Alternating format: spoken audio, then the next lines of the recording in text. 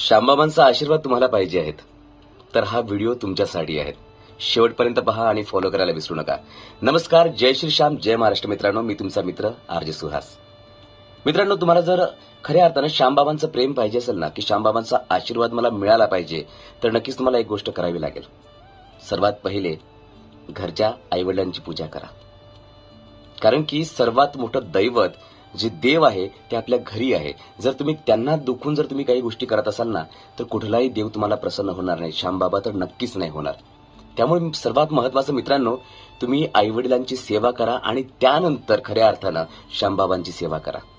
जर तुमचं आईवडिलांसाठी मन दुखत असेल, जर त्यांना काही त्रास झाला, तर तुमच्याही मनामध्ये, तुमच्याही हृदयात वेदना होत असेल, तर नक्कीच तुम्ही श्यामबाबांची भक्ती करण्यासाठी तुम्ही सध्याच तयार आहात. श्यामबाबांचं प्रेम मिळण्यासाठी तुम्ही तयार आहात.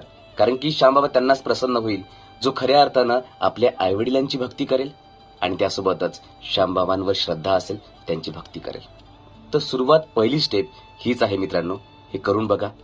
पटलं तर शेअर करा मित्रांनो. तुमच्या आईवडिलांना शेअर करा की ज्यांची तुम्हाला इज्जत आहेत, आणि सोबतच फॉलो करा आणि जय श्री श्याम लिहायला विसरू नका. जय श्री श्याम, जय महाराष्ट्र.